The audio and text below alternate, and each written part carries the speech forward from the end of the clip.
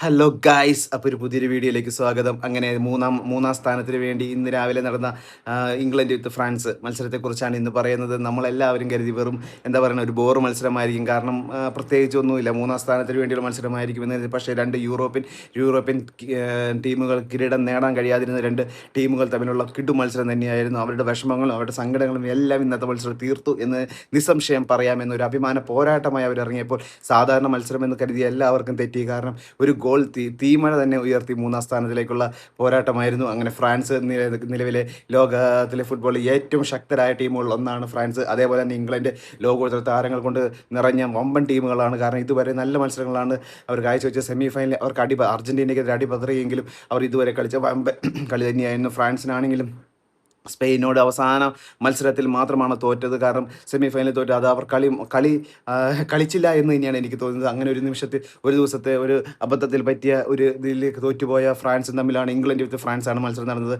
മത്സരം എന്താ പറയുക, കിഡു മത്സരം എന്ന് തന്നെ നിസ്സംശയം പറയാം. ഇതുവരെ ഈ വേൾഡ് കപ്പിൽ ഇത്രയും ഒരു നല്ലൊരു മത്സരം കണ്ടിട്ടില്ല എന്ന് പറയാം. കാരണം നഷ്ടപ്പെടാനൊന്നുമില്ലാത്ത രണ്ട് ടീമുകൾ ഏറ്റുമുട്ടിയപ്പോൾ ഉണ്ടായ സംഭവം തന്നെയാണ് നടന്നത്. കാരണം ഗോളടി തന്നെയായിരുന്നു, ഗോളടി തീമഴ തന്നെയായിരുന്നു. ഒന്നിന് പുറകെ ഒന്നായി ഗോളടിച്ചപ്പോൾ ഇരു ടീമുകളും ഗോളടിച്ചപ്പോൾ നമ്മളെല്ലാവരും എന്താ പറയണേ, വളരെ മനോഹരമായ കിഡു മത്സരം തന്നെ ആസ്വദിക്കാൻ സാധിച്ചു. അതിൽ വളരെ ഇത്രയും നല്ലൊരു മത്സരം എനിക്ക് തോന്നുന്നു, ഇത്രയും ഗോളടിച്ചൊരു മത്സരം ഈ വേൾഡ് കപ്പിൽ ഉണ്ടായിട്ടില്ല എന്ന് തന്നെയാണ് എനിക്ക് തോന്നുന്നത്. അങ്ങനെ മൂന്നാം സ്ഥാനം എന്ന് കേട്ടപ്പോൾ അത്ര ആവേശമൊന്നും ഉണ്ടാവില്ല എന്ന് കരുതിയ നമുക്ക് തെറ്റി എന്ന് പൂർണ്ണമായി പറയാം. അമ്മാതിരി മത്സരം തന്നെയായിരുന്നു. ആദ്യ വിസൽ മുഴുകിയ മുതൽ ഫ്രാൻസും നമ്മുടെ ഇംഗ്ലണ്ടിൻ്റെയും ആക്രമണം തന്നെയായിരുന്നു. ഇംഗ്ലണ്ട് തുടരെ ആക്രമണം വെറും മൂന്നാം മിനിറ്റിൽ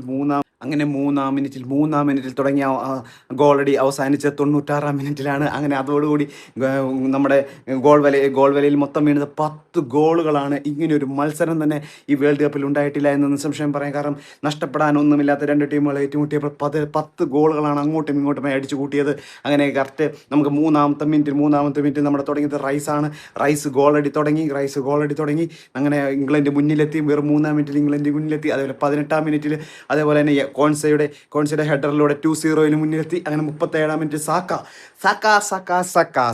അങ്ങനെ 37-ാം മിനിറ്റിൽ ഗോൾ അടിച്ചു. അങ്ങനെ 3-0 അങ്ങനെ 45+1, അതായത് ഫസ്റ്റ് ഹാഫ് അവസാനിക്കാൻ നിസ്സാര മിനിറ്റുകളുള്ളപ്പോൾ അടുത്ത ഗോൾ അടിച്ചു. അങ്ങനെ സാക്ക രണ്ടാമത്തെ ഗോൾ അടിച്ചു. അങ്ങനെ സാക്ക ഇംഗ്ലണ്ട് 4-0 ഫസ്റ്റ് ഹാഫ് അവസാനിച്ചപ്പോൾ ഇംഗ്ലണ്ട് 4-0 നിന്നത്. 4-0, അതായത് ഫ്രാൻസിൽ ഒന്നും ചെയ്യാൻ പറ്റിയില്ല. എംബാപ്പ കളി മറന്ന് കളിക്കുന്നു. എന്താണ് സംഭവിക്കുന്നത് ഒന്നും മനസ്സിലാവുന്നില്ല. ഒരു ഗോൾ അടിക്കാൻ പോലും ഫ്രാൻസിന് പറ്റുന്നില്ല. ഇത്രയും നല്ല ലോകോത്തര താരങ്ങളുണ്ടായിട്ട് ഒരു ഗോൾ അടിക്കാൻ പോലും ഫ്രാൻസിന് പറ്റാതെ ഫ്രാൻസ് ആകെ എന്താ പറയുക, ഒരു കളി മറന്ന് കളിക്കുന്ന ഒരു അവസരത്തിലേക്ക് പോയി 4-0. എന്താണ് ഇനി വരാൻ സംഭവിക്കുന്നത്? സെക്കൻഡ് ഹാഫിൽ ഇനി ഇംഗ്ലണ്ട് ഗോൾ അടിക്കുമോ? എന്താ പറയുക, 7-0 ഇംഗ്ലണ്ട് ഫ്രാൻസിനെ പൊട്ടിച്ചു വിടുമ്പോൾ നമുക്ക് കാത്തിരുന്ന് കാണാം. അങ്ങനെ സെക്കൻഡ് ഹാഫ് തുടങ്ങിയപ്പോൾ തന്നെ കളി മാറി എന്ന് തന്നെ പറയാം. ഫ്രാൻസ് ശക്തമായി തന്നെ തിരിച്ചു വന്നു. 48-ാം മിനിറ്റിൽ നമ്മുടെ എംബാപ്പെ അങ്ങനെ ആദ്യ ഗോൾ നേടി. 54-ാം മിനിറ്റിൽ ബാർലോക്ക് ഗോൾ അടിച്ചു. അങ്ങനെ ഗോൾ നില 4-2 ഇംഗ്ലണ്ട് നമ്മുടെ ഫ്രാൻസ് തിരിച്ചു വരും എന്ന് നമ്മൾ പൂർണ്ണമായി വിശ്വസിച്ചു. കാരണം ഫ്രാൻസിൻ്റെ ചരിത്രം അങ്ങനെയാണ്. ഫ്രാൻസിന് നല്ല താരങ്ങളുണ്ട്. അവസാന നിമിഷം അവർ പോരാടി അവർ വിജയിക്കാൻ മൂന്നാം സ്ഥാനത്തേക്ക് പരിശ്രമിക്കും. കാരണം 4-0 അവർക്ക് തോക്കാന്ന് പറഞ്ഞാൽ ഇത്രയും വലിയ നാണക്കേട് വേറെ എങ്ങുമില്ല.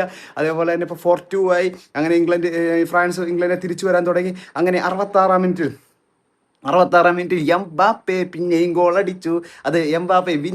അങ്ങനെ ഫ്രാൻസ് തിരിച്ചു വരുമെന്ന് പൂർണ്ണമായി വിശ്വസിച്ചു.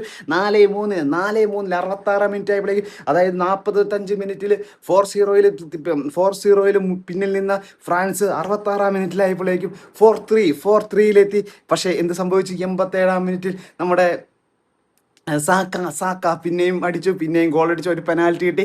അങ്ങനെ ഗോളാക്കി മാറ്റി. അങ്ങനെ ഹാട്രിക് അടിച്ചാണ് സാക്ക നിന്നത്. അങ്ങനെ 5-3 ഇംഗ്ലണ്ട് 87-ാം മിനിറ്റിൽ മുന്നിലെത്തി. അങ്ങനെ വെറും നിസ്സാര സമയം മാത്രമേ ഉള്ളൂ. ഫ്രാൻസിനെ എന്താ പറയുക, നല്ല രീതിയിൽ തന്നെ തോപ്പിച്ച് മടങ്ങും എന്ന് കരുതിയെങ്കിൽ അവിടെയും തെറ്റി. നമ്മുടെ ഫ്രാൻസിലെ ഡെമ്പല്ലെയാണ് 4-ാമത്തെ ഗോൾ അടിച്ചു. അതായത് ഫ്രാൻസ് പിന്നെയും വിട്ടുകൊടുക്കാൻ ശ്രമിക്കാതെ ഫ്രാൻസ് പിന്നെയും ഇംഗ്ലണ്ടിനെതിരെ പോരാടി. അങ്ങനെ 94-ാം മിനിറ്റിലെത്തിയപ്പോഴേക്കും 5-4 പക്ഷേ എന്താ ചെയ്യുക, അവസാന ഗോൾ അടിക്കാനുള്ള കഴിവ്, ഈ പറയും പോലെ യോഗം എന്ന് പറഞ്ഞത് ഇവരുടെ ടീമിൽ ഇംഗ്ലണ്ട് തന്നെയായിരുന്നു. ഇംഗ്ലണ്ടിൻ്റെ ബെല്ലിഗ്രാം നമുക്കറിയാലോ, നല്ല ഫിനിഷർ, ഹൈ ഫിനിഷറാണ്. അങ്ങനെ 90.8-ാം മിനിറ്റിൽ നമ്മുടെ ബെല്ലിംഗ്ഹാം അവസാന ഗോളും അത് അവസാന ആണിയും ഫ്രാൻസിൻ്റെ ശവപ്പെട്ടിയിൽ അടിച്ച് കയറ്റി, എങ്ങനെ പറയാ, എന്താ അതുകൊണ്ട് 6-4 അവസാന വിസിൽ മുഴങ്ങുമ്പോൾ 6-4 നമ്മുടെ ഗോളടിക്കുന്നത്. അതേപോലെ 10 ഗോളുകൾ അടിച്ചു. അങ്ങനെ അവസാന ബെല്ലിംഗ്ഹാം ആണിയും അടിച്ച് നമ്മുടെ ഫ്രാൻസിനെ നാട്ടിലേക്ക് അയച്ചു. അങ്ങനെ 4ാം സ്ഥാനത്തേക്ക് ഫ്രാൻസ് എന്താ പറയുക നിരാശരായി മടങ്ങേണ്ടി വന്നു. വമ്പൻ പ്രതീക്ഷയുമായി വന്ന 2 ടീമുകളായിരുന്നു ഇരുവരും. പക്ഷേ എന്നിട്ട് 2 പേർക്ക് സെമി ഫൈനലിൽ മുട്ടുമടക്കേണ്ടി വന്നു. അതിൻ്റെ ആ ഒരു പ്രതികാരം അവർ ഈ 3ാം സ്ഥാനത്തിലെ മത്സരത്തെ അയച്ചു. ഇരു ടീമുകളും മോശമായിരുന്നില്ല, ഇരു ടീമുകളും നല്ല കളി തന്നെയായിരുന്നു. അത് തന്നെ കളി നല്ല കാണുന്ന ആരാധകർക്ക് നല്ലൊരു വിരുന്നൊരുക്കി എന്ന് തന്നെ പറയാം. നല്ലൊരു വിരുന്നൊരുക്കി തന്നെയാണ് ഇരു ടീമുകളും മടങ്ങുന്നത്. അങ്ങനെ 6-4 നമ്മുടെ ഫ്രാൻസിനെ നിലംപരിശാക്കി ഇംഗ്ലണ്ട് അങ്ങനെ 3ാം സ്ഥാനത്തേക്ക് കടന്നു. അങ്ങനെ വളരെ മനോഹരം ഈ ഒരൊറ്റ മത്സരം ഒരു കാര്യം തെളിയിച്ചു. 3ാം സ്ഥാനത്തിലേക്കുള്ള പോരാട്ടം വെറും ഒരു ആവേശത്തിന് ഒരു കുറവുമില്ലാത്തൊരു വമ്പൻ പോരാട്ടം തന്നെയായിരുന്നു. നമ്മുടെ 10 ഗോളുകൾ അടിച്ച മത്സരം, അതായത് സാക്കയ്ക്ക് ഹാട്രിക്ക്, നമ്മുടെ എംബാപ്പയ്ക്ക് ഡബിള്, പിന്നെ അവസാനം ട്വിസ്റ്റ്, കളി മാറി മറിയുമെന്ന് വിചാരിച്ചത്. അങ്ങനെ ആ ഒരു ആരാധകൻ ആഗ്രഹിക്കുന്ന എല്ലാം ഈ കളിയിൽ കിട്ടി എന്ന് തന്നെയാണ് പൂർണ്ണമായി വിശ്വസിക്കുന്നത്. ഇംഗ്ലണ്ടിന്റെ പ്രകടനം എങ്ങനെയായിരുന്നു, നിങ്ങൾക്ക് എങ്ങനെ തോന്നുന്നു? ഇംഗ്ലണ്ട് ഈ കളി നേരത്തെ കളിച്ചിരുന്നെങ്കിൽ ഇംഗ്ലണ്ട് സെമി ഫൈനലിലേക്ക് എത്തുമായിരുന്നോ?